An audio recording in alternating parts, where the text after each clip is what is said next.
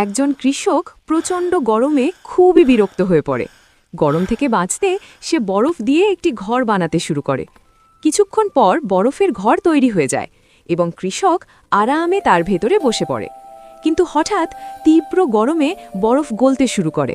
বরফের ঘর ভেঙে যায় আর কৃষক খুবই চিন্তিত ও হতাশ হয়ে পড়ে।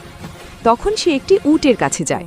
উট মরুভূমি থেকে এমন এক ধরনের বরফ নিয়ে আসে যা কখনো গলে না।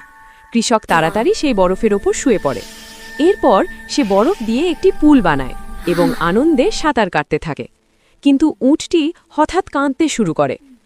একজন কৃষক প্রচণ্ড গরমে খুবই বিরক্ত হয়ে পড়ে। গরম থেকে বাঁচতে সে বরফ দিয়ে একটি ঘর বানাতে শুরু করে।